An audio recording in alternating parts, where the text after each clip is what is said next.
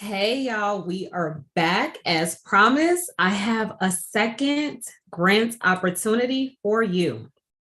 As I mentioned in the last video, I have started a Patreon.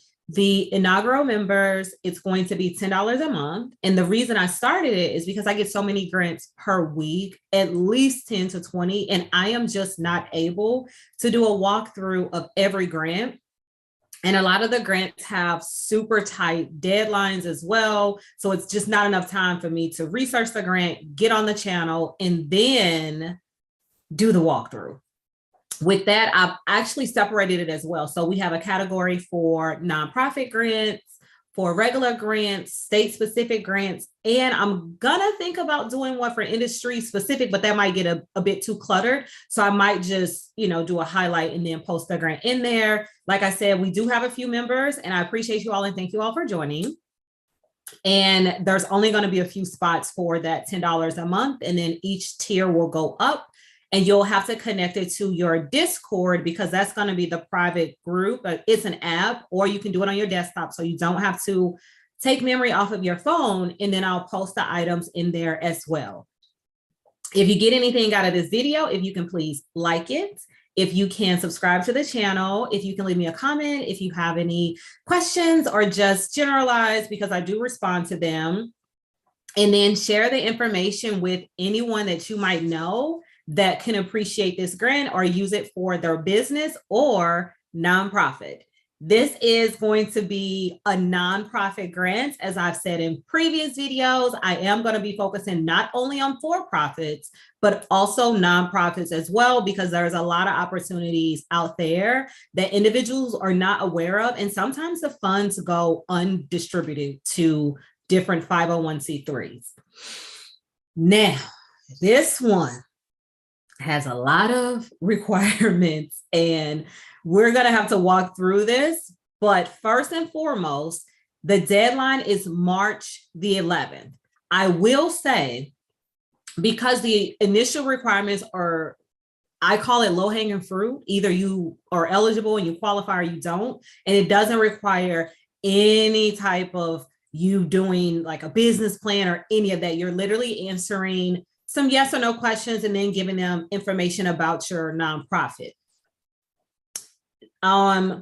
You have to have, okay, for this particular opportunity, you will need to have an operating budget of $250,000 up to $1 million. So you cannot be a large organization that's making over $1 million in your organization.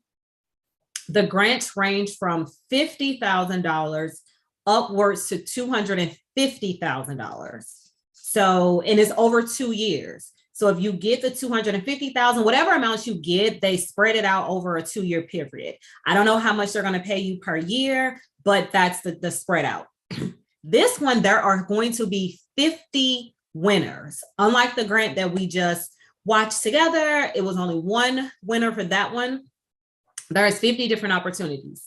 If you have multiple nonprofit organizations, you are not able to use all of your nonprofits. So you need to pick which organization you want to go after this grant under, and then that's pretty much it. Also, you must be a 501c3. And I'm going to do a boot camp of some sort one day, no time soon, because it's a lot to take on right now.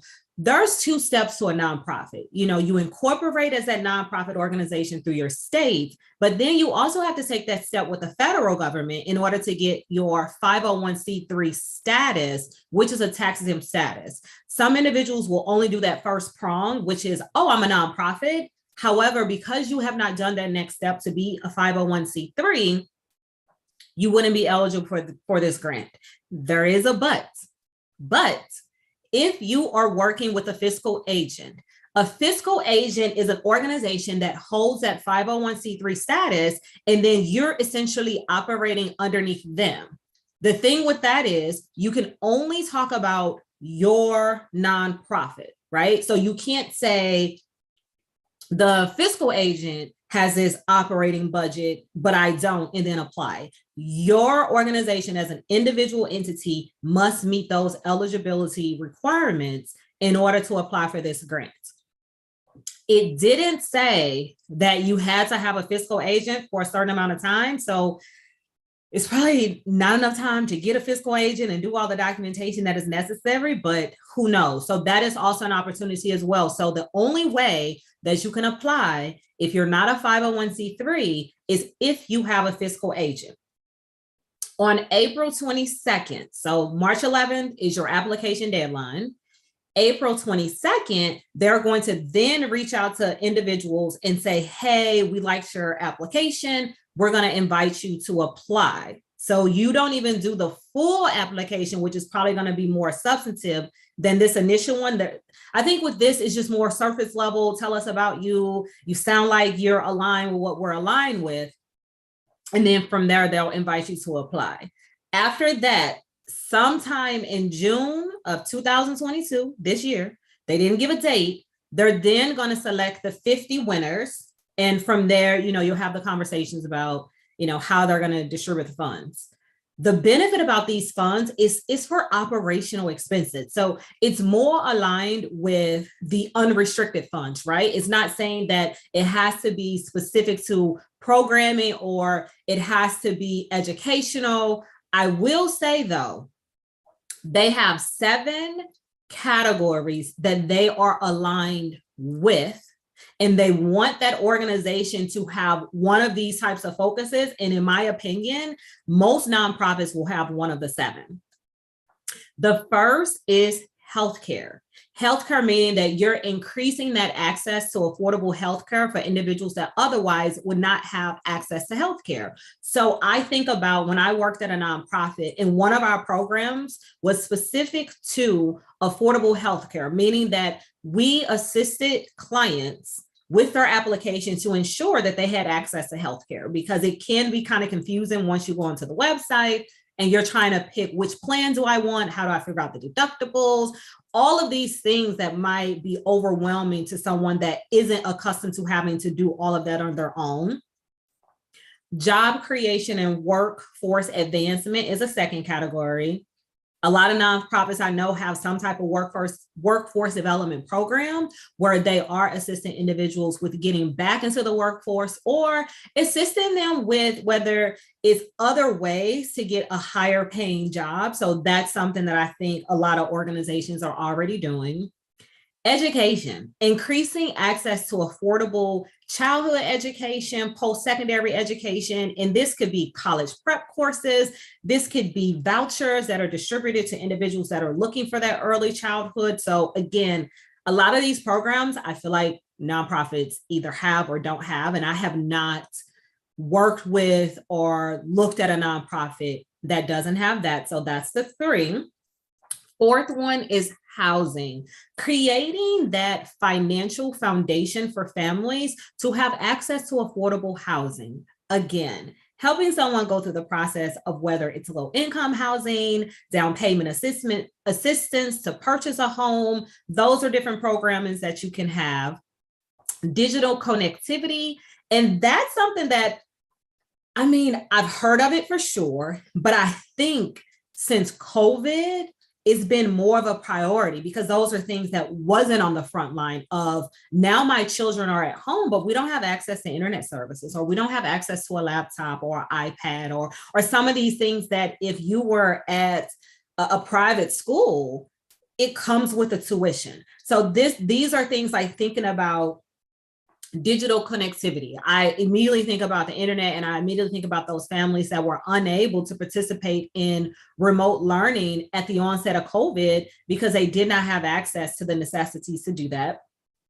Financial health, that is the 6th one. So financial health can be, credit building, credit education, any of those things, budgeting. It doesn't necessarily have to be connected to credit, but I do think credit is an important asset for individuals that are typically getting the assistance from nonprofit organizations. And the number 7 one is access to capital. So again, strengthening credit scores, working with entrepreneurs, right? Things like that. And in one of my previous videos, we talked about CDFIs, which are community development financial institutions, and those are typically nonprofits. And with those, that is their goal, to have access to capital for individuals that are in underserved communities that cannot go to your traditional bank in order to get funding for their business. The final thing is, well, it's two final things, right? The first one is there has to be a focus on Black women and girls within your nonprofit, meaning it has to be intentional that your programming is focused on that subsector. Not to say that every program, but the bulk of what you're doing, that has to be a focus. A Black woman or Black women must be in some type of leadership position in your organization or in the programmatic side of things as well. So this isn't a nonprofit specific to nonprofits that are led by Black women. However, they want to see, and they must see, that Black women have some form of leadership, and not just by title, by input.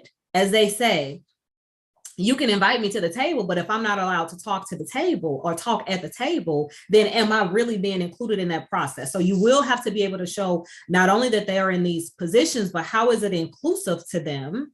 And then on top of that, your focus on Black women and girls, you can't just have the focus, same concept. They want to know, how are they included in the programs that you select? How are you making sure that you're getting the input from the community to make sure that the programs that you are selecting will be impactful for that community? Essentially making sure that Black women, their voices are heard, whether, again, it's internally or externally. Also, I want to make sure I'm not missing anything, but I don't think that I am. Oh, there's 4 things that they're looking for. As I said, you have to be in alignment with one of their 7 items: healthcare, job creation, education, etc. Leadership, Black women, as we've already discussed. Integrate women's perspective, so that's number 3. And then focus on Black women and girls.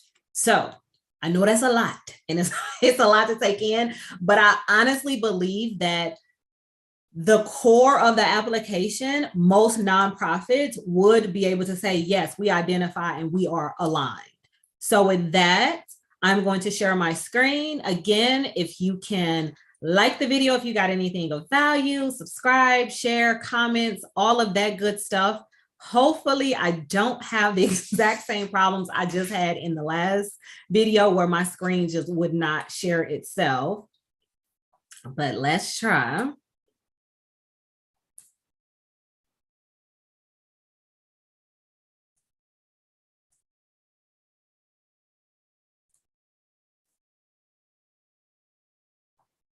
All right, and it worked. Hooray. So Goldman Sachs Black Women Impact Grant is the grant that we are going to be looking at. And let me scroll down for you all. We're going to go into the application. So go to goldmansachs.com and you'll be able to find their grant listed on the page. And then I always tell people to peruse everything that they have going on, just to make sure that you get all of the questions answered. So they do have an FAQ section, which is where I got a lot of the answers that I've been giving to you all. So then if we go to apply. All right. So they want to know, have you received prior funding? Yes or no? Obviously, I selected no because I haven't received any funding. I don't know if that would affect anything, but what I would think is that they will want somebody that has not received any funding from them.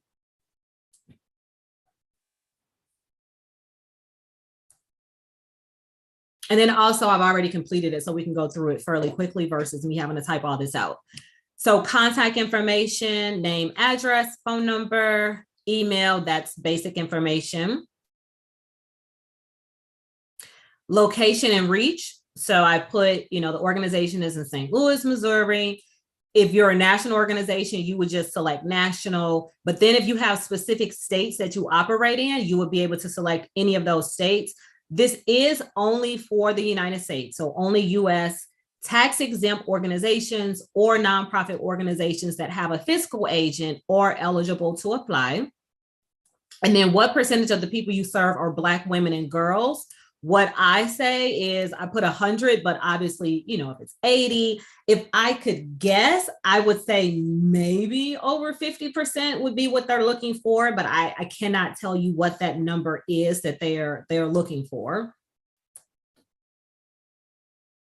What is your impact? So 3 different areas. As we said, they have 7 that they are going to show priority to, whether it's access to capital, digital connectivity, education, financial health, healthcare, housing, job creation, and workforce advancement. And I don't think the number matters. If it's just one, it's just one, right? Because if it's having a huge impact, they're not going to care that it's just one.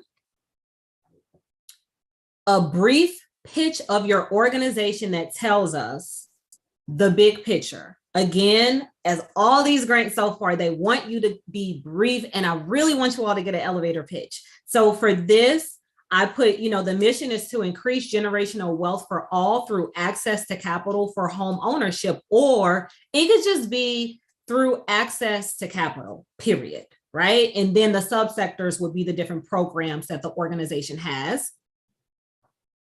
And again, remember, my application, I'm typing things in just to go next. So please make sure you spend a little bit more time and you're more in depth. Like this one allows you 600 characters. So with this, the activities, initiatives, or programs do you undertake to achieve your goals? So I put, you know, housing initiative. So that would be for housing, tutoring for educational, but it could be other things. Like I said, at the previous organization I worked for, we had an entire unit that was committed to the Affordable Care Act and making sure that individuals had access to healthcare. So it could be something like that as well. How does your organization make a meaningful difference in the lives of Black women and girls within one or more of their impact areas? So if you have 800 characters, maybe if it's 3 of their categories, you'll just type, you know, the first one, whether it's workforce development, and, you know, do the colon, and then type how you do that. One sentence, make it very concise. Again, if it's access to capital, maybe you do that by assisting with credit scores, because then that's going to put them in a position not only to have the access to capital, but also to get it at a lower interest rate, because the higher your credit score, the less money you have to pay back. So that could be something to think about as well. How are the perspectives of Black women and girls integrated? I put surveys, focus groups. It could just be you going out into the community and just watching, right? You're watching to see what is happening, or data. You can look at data first, but I'm a firm believer that until you have that conversation with the community, you really can't say what you're doing is a benefit to them, because they are going to be the only ones that know what they need and how they can move from wherever they are to wherever they're trying to go. So you have to be comfortable having those difficult conversations, and you have to be willing to pivot, because you might sit at the round table, as they say, and come up with these amazing ideas, and then you try to push them into the community and it doesn't work. A prime example would be even with the healthcare, right? Having access to healthcare for everyone. Yet I live in a community where there's no bus routes and there's no doctors. So I really don't have access to healthcare because I don't have a vehicle. So you have to think about that. So it could be, yeah, I want healthcare, but what I would really like is to have, you know, an urgent care in the community, and just thinking through some of those other barriers that might exist that are not thought about at the onset because you have not had that conversation with the individuals in the community. Okay, so here's the most important. Black women in their leadership inside of the organization, or programmatic as well. Executive leadership, so if a Black woman is a president or vice president, or she's on the executive team, whether it's regional vice president, a director of something, right? So you're gonna list title, and a brief summary of what they do in their role for the organization. Program leaders, director of programming. So that person is really the person that's looking over the programming, suggesting the ideas, oversight for that, directing others to ensure that the programs are successful. So that's something that would show that the Black women at this nonprofit is a key decision maker. Obviously with the board, because the board is what oversees the entire organization. So if you have a Black woman that's a president or member of the board, secretary, treasurer, any placement on the board, because a lot of decisions have to get approved by the board because of the bylaws. So if you have a Black woman on your board of directors, she's gonna be immersed in the decision-making process. So again, that's gonna show that there is leadership as well. This section right here is optional. I personally believe that if you've said everything you needed to say in here, there's not going to be too much additional that you would want to say here. But however, if there is additional information that you feel just doesn't fit in this box, I highly recommend answering this question. This is probably the one time where I'm saying, well, it's optional and you don't really need to worry about it, because reading it, it says, if self-identified Black women hold significant leadership roles or are involved in decision-making at your organization in ways that are not reflected above, please describe their roles. I believe that this could be duplicative. If you've really been concise up here and explained how they are involved in the decision-making at your organization. But again, if you believe there's something that you left out, please use your 500 characters that they are giving you here. And then number of years that you have been in operation, pretty self-explanatory. Your average revenue, whatever that number is, your expenditures, whatever that number is. And as I said, you can be fiscally sponsored, i.e. you have a fiscal agent, but you must submit average annual revenue of your project, not your fiscal agent. And then how did you hear about this opportunity? And we're at the end here. We put, well, no, we're not. I had to put YouTube there. Now we're at the end. Oh no. I wasn't supposed to push that button. I literally just submitted this application and I'm about to waste somebody's time. I apologize, Goldman Sachs, because I wasn't supposed to do that, but I don't know what I can do at this point. They're probably going to throw it out because they don't even have anything from me at all. I can't believe I did that. That's going to be of a benefit. Well, with that being said, if you have any questions, let me know. I'm going to check the comments. I do not see anything. Again, I've set up a Patreon, $10 a month. If you got anything of value from this video, if you can please like it, if you can subscribe to the video, if you can comment and share. If you're not a nonprofit, but you know a nonprofit organization out there that could benefit, please share this information with them. But with that, if there is not anything else, I am going to sign off and just sit here and figure out, why did I press send to Goldman Sachs? And it's such a trash application. But you all enjoy the rest of your day. And I appreciate you taking the time to watch this video and spending a little bit of your Sunday with me. Until next time.